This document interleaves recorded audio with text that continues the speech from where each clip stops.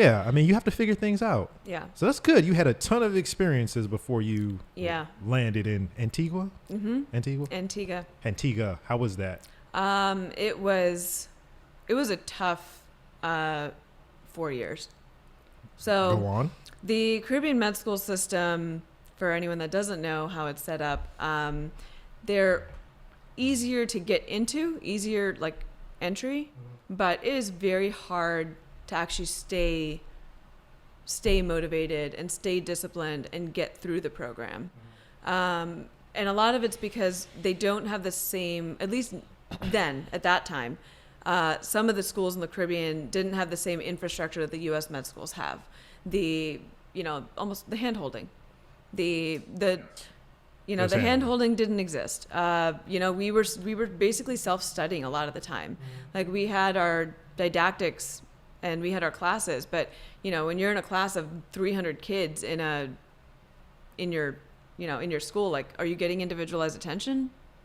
Not really.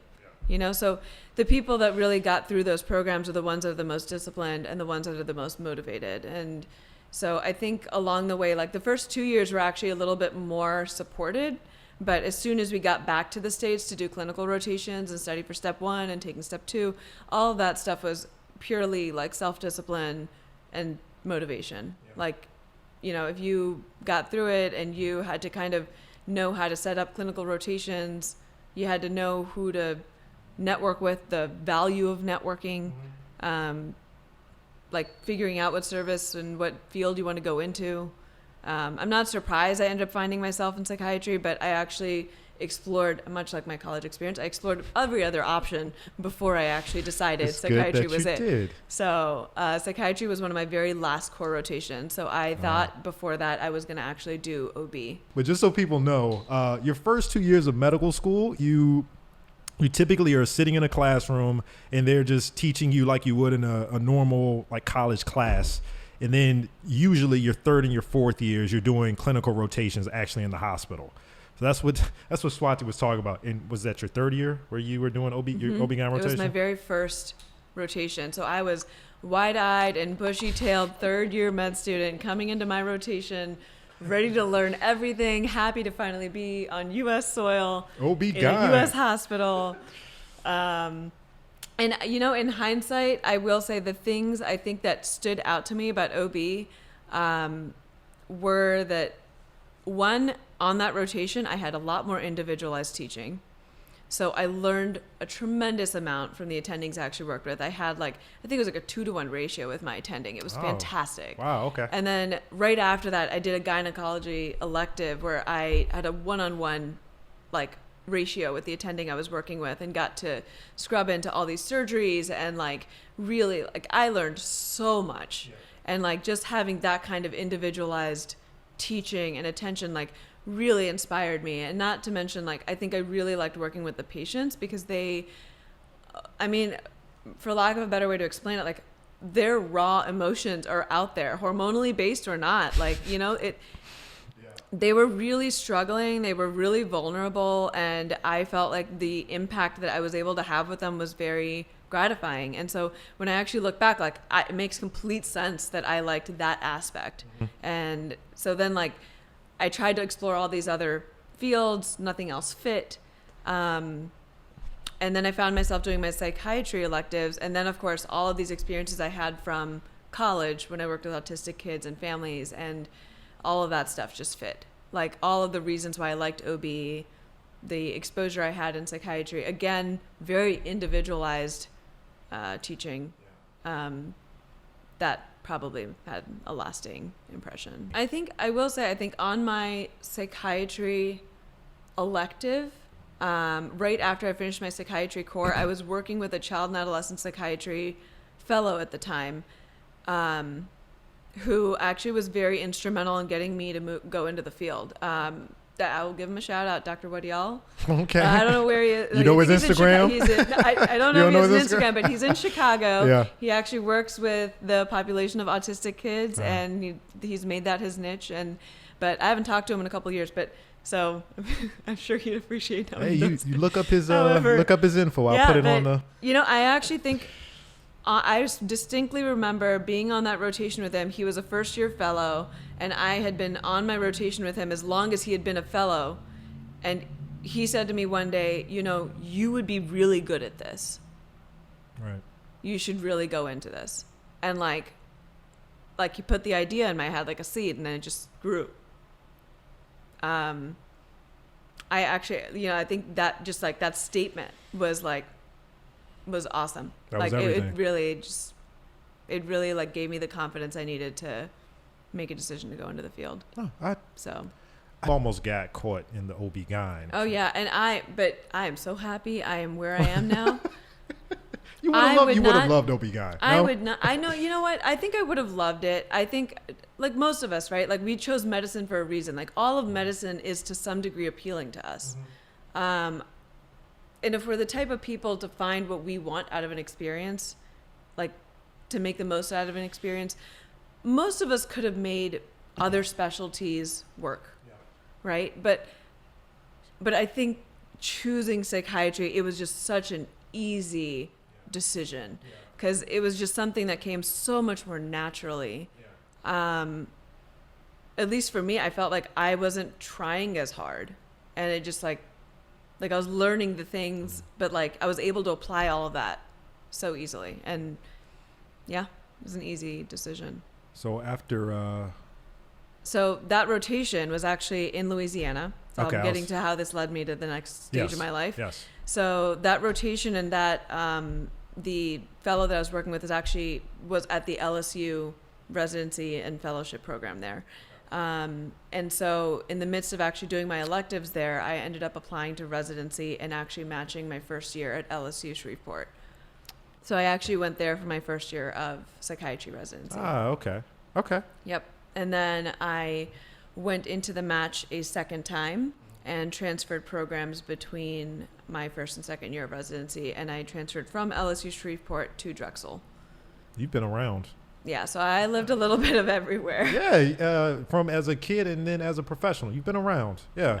So seeing all of those different parts of the country, like from childhood up until adulthood, has that had any impact on what the people you want to see or what you want to do with your future? I think working in multiple different states actually was really eye-opening. I think it did definitely make me think about whether I wanted to work in a state that supported mental health treatment and had the resources to support mental health treatment. So for example, like working in Louisiana was a lot tougher to be in the mental health world there. The resources were just not as there just weren't as many resources. And I think that there's definitely been movement in terms of creating some of that, but it was just a very different experience. Like I saw some of the sickest patients that I've seen in my career so far, which hasn't actually been terribly long, but the sickest patients that I've seen, like a lot of them were actually in Louisiana. I learned a lot in that year of my residency and very grateful for those experiences. Also was very grateful when I moved to see how mental health treatment could look like, and being able to see it where it's not where you ideally like to see it versus going to Philadelphia or coming to Baltimore, where even though there are like definitely challenges, that the government or the city has the infrastructure and the resources to actually support its schools and support its community. Mm-hmm. They're investing in mental health care. Yeah, they are. And I mean, there's still lots of area for improvement, but it was very eye-opening to see like what it could look like.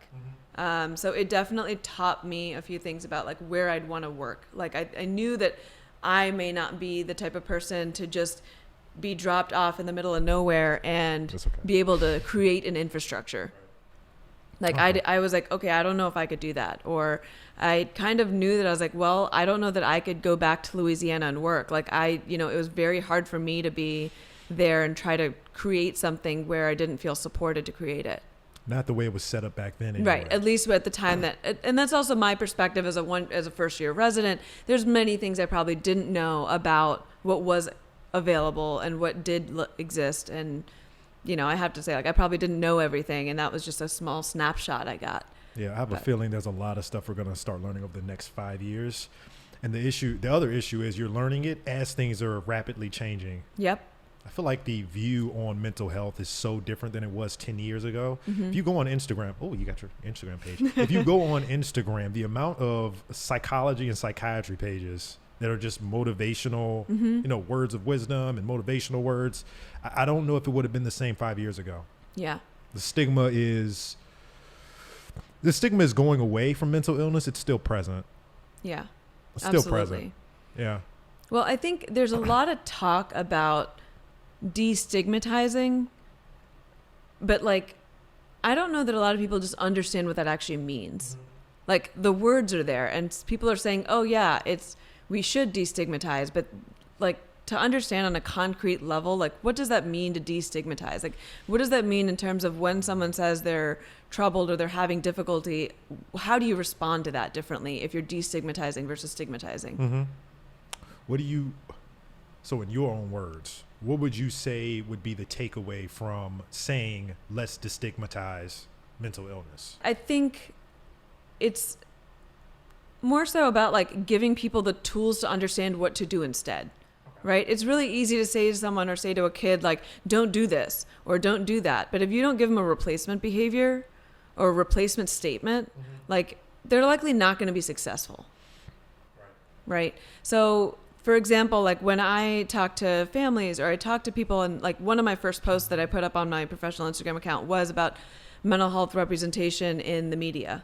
So like comic books, or whether it's movies, or whether it's, shows, or whatever it might be. Like, all of us have noticed there's so many more movies out there that have psychological, like, bases to them. There's so many more TV shows. There's so many more just references to us in the media, and just understanding like why that's important, or what type of discussions you want to be having about that media. So for example, we all watched Joker.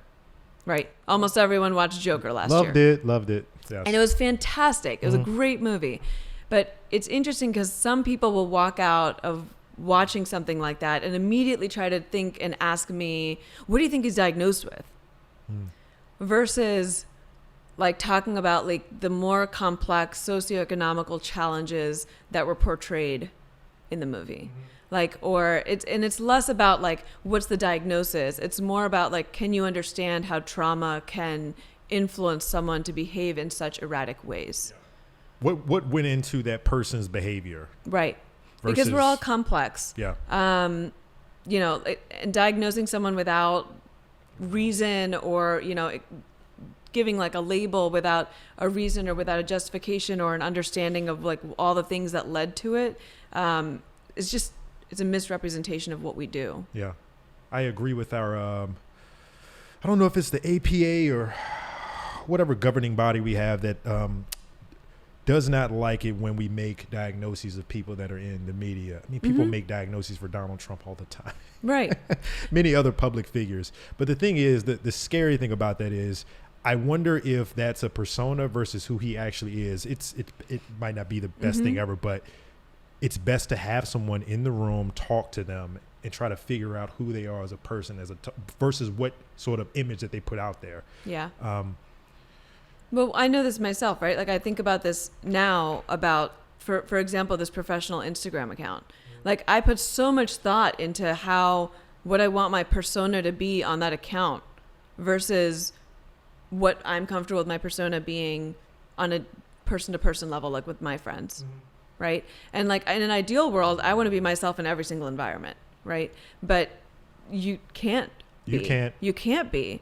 And so sometimes people are struck with the role of, I need to, and I'm not necessarily just talking about, political figures, but like even in hospitals, in leadership, in any type of business or company, like people are often struck with multiple goals at the same time that are conflicting.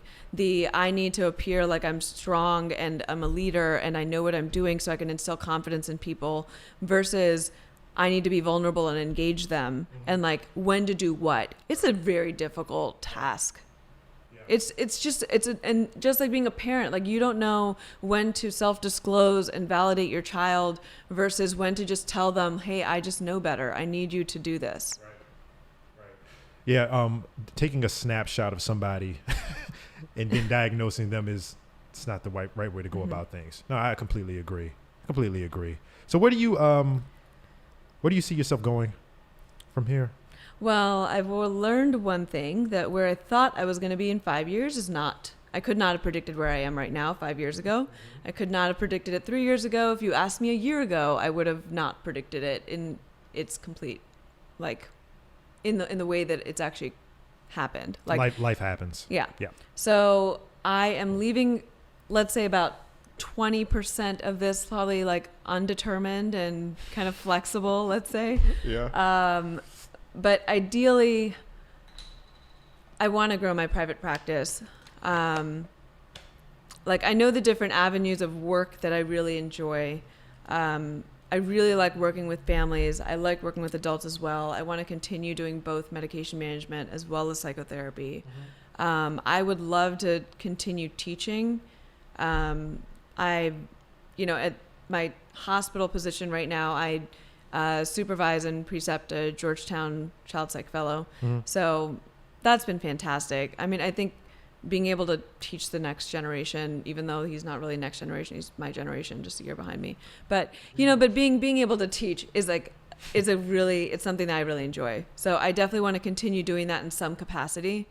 And I would love to kind of expand on my private practice and like to multiple locations or multiple different types of services, have other specialists kind of join me in the practice at some point. Other psychiatrists or psychologists, therapists, whatever it might be, kind of see what society needs and based on their needs, kind of develop programs to meet them. Yeah. That'll take time. Yeah, it does take time. Do you have some people like OCD, some people like depression, some people like anxiety, treating it, that is. Do you have one of those, or are you just like general, I'll take anything that comes my way? So I told myself that initially I did not want to niche myself too early. I definitely have areas where like I have like a strong interest and expertise, I'd say. Like I think I take a very strong interest in autism. And I take a very strong interest in reproductive psychiatry. So, not surprising, I liked OB. And so I really like working with like female mental health issues. And then I really like working with pediatric as well as adult ADHD. So I think those three are probably the areas that I'm like much more drawn to.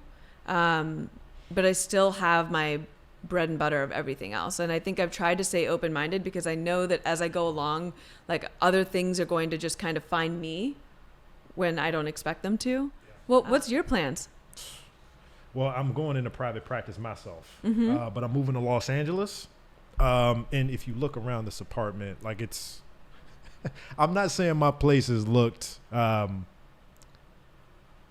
very organized, but it's looked better than this. I got stuff all over the place. So I'm just getting all my stuff together to make the move. I'll be in that's exciting. Pasadena, I think. I don't know. I'm working stuff out. Getting a website together. Yeah. Yeah, trying to be more like you. It's exciting. What's interesting? One of the most interesting things of being like starting my own private practice has been the idea that I am my own bookkeeper, I'm my own IT person, I am my own scheduler, I'm my own marketing, I'm my own clinician, I'm the managing like medical director of myself. And all of those things, that? Right? Are you? So, well, I'm employee of the month every month, so it just depends on which, so one of those things went really well every single month. So, right. Yeah, you'll always be employee of the month every time. So I think the idea of like creating, like I find humor in it, right? Like I think that's actually been really helpful to like understand like, oh, well, my clinician's off this week on the weekend, like they're off Saturday and Sunday, but my IT person's not exactly off, or my, my marketing person's not off on the weekend. So I need to make sure my PR department is working itself. You're always on. Yeah. Always. So It's a change. So one of the things we're dealing with now with the Maryland clinic, and I think clinics across the country. So this is just a Maryland thing. We're trying to figure out how to switch to telepsych. There's billing that you have to, and that's just, it's a pain. Every day there's something new that you have to change with the coding and the billing. Yeah. And I anticipate that will be more difficult if you're doing it on your own versus having someone do it for you, right?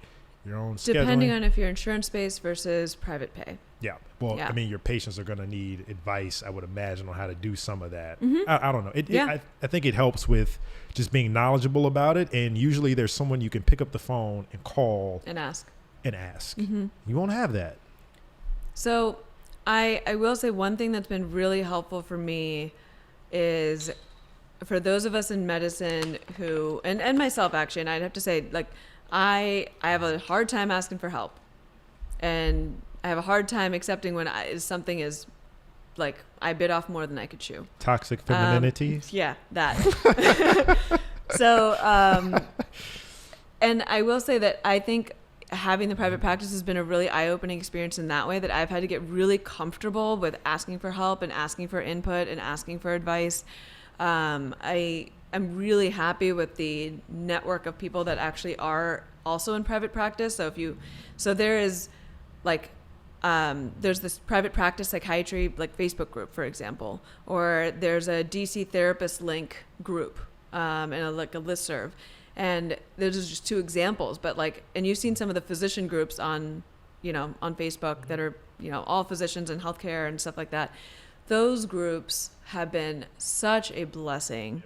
And like those days when I'm like, I don't know what to do about this, it's so easy to just go in there and look it up and then post a question in there. And like the amount of people that have been so willing to provide feedback, give you advice, even other mental health professionals in DC just saying to anyone like, hey, I just moved here and I just started my practice and I'm just trying to learn about, how it's been here to have a practice in DC. People have been so willing and so friendly and just like sharing their own experiences. Like, this has worked for me. Awesome. That hasn't worked for me.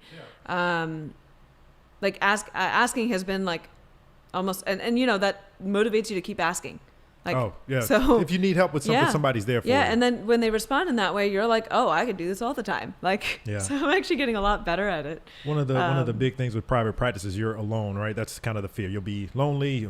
You won't have anybody to turn to, but having other people that can support you changes the game. Yeah. People that are doing the same thing you're doing, understand what you're going through or went through in the past. It's a game changer. Mm-hmm. I feel like you described that sort of when you talked about when you got into college. Yep. You met that group of friends, you had the same interests and similar backgrounds. It's a game changer. Mm-hmm. One thing with being a psychiatrist, a lot of us have gone through some sort of treatment, like therapy. Mm-hmm. It's a very difficult thing to do. So like a lot of times, like we have, for anyone else that doesn't know, like what we do in residency and fellowship is have supervision. Right. And so for anyone that doesn't understand what supervision is, it's basically therapy for work. Right. And so a lot of us there's someone more senior to you, or there's an attending or someone that basically goes through these cases with you in a much more detailed way, where you can talk about how those cases make you feel, how to respond to them differently, how to differentiate, like bringing home to work versus bringing work home, like how to manage those things. Right. And so we do supervision, and to some degree, not to some degree, it's very helpful. It has a really great value in terms of like allowing us to do what we do and staying neutral. But therapy is very different from supervision, and also just a great educational experience. Mm-hmm. So while being a patient, I'm also learning how to be a therapist. Yeah. Like learning more skills. So for example, like I might say something, like a statement that I might make that's validating to a patient, right? And, to be on the receiving end of that statement, like, is very different. Because you can tell when you feel that they heard you, and when they understood you, and like what that feels like. And that's I know it's life-changing. I know, I get it. We're taught how to respond to certain in medical. We're taught how to say things, so we don't freak out our patients. But there's a difference between learning what to say versus how to say it and actually showing that you care. Yeah, and it's I think it's hard for anyone, right? So I think like it's very easy for us to say to society like, hey, seek help when you need it, or come see us, we're here for you. But the difficulty in actually seeking it, like I can identify with that, right? Like to some degree, I'm like, I know how many times I thought it over before I finally actually called, right? Or even I'm, even being in the mental health world, to be on the other side, to understand what it's like to be nervous about an appointment, like, what do I wear to my appointment? Like, oh, what are they going to think about me? Like it happens to us too. Yeah. Like, I still worry about what I'm wearing to my appointments. I do too. I'm like, oh, well, one day I was feeling this way. And so I dressed a lot more professionally. And then the other day I was feeling a little bit down and I dressed more casually. Like, what are they going to think about me? I mean, but the thing is that like, as psychiatrists, we're not actually like, we go through the exact same thing as patients that our patients go through with us. Like, it's actually quite humbling. Going to the appointments? Yeah. I mean, sessions? So initially when I was going to appointments in person, I went through all of that. Like, I was like, oh, I don't know what to wear there. Like, oh, what if I cry? What is she going to think? Like, Really? Yeah, no, seriously. I was like, oh my God, like, is she going to think that I'm not good at my job? That was actually a big worry I had. I was like, well, what is she going to think about what I do for a living and how I function at work? Right. How is this woman crying in front of me and taking care of other patients? How is she doing that? No, I really thought that. And then, but it's just very humbling, and it really like, and I told my therapist the same thing. I was like, I had these thoughts and, I know the rational side of my brain was like, all of us do this. All of us go to work. And when we need to show up, we show up and we do what we need to do. But we also have our own feelings.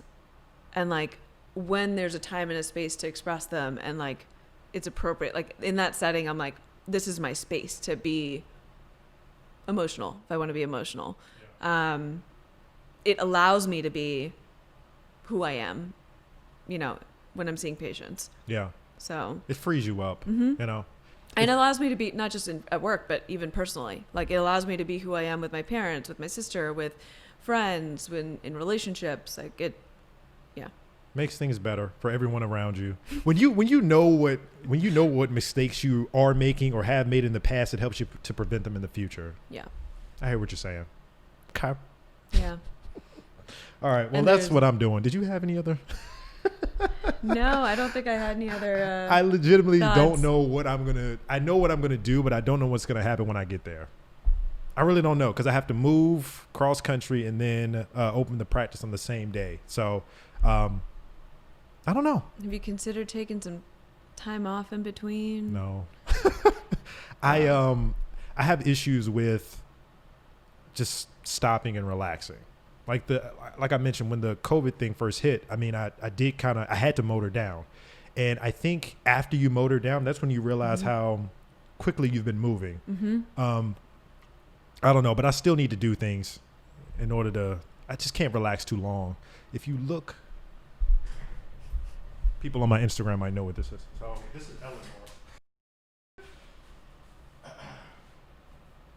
Oh, your plant. Don't worry, the plant's dead. She's dead. Eleanor died, but I'm trying to. This one will come back to life. No, it's not. No, it will. You just need to put it in a water bottle. Yeah, I don't know.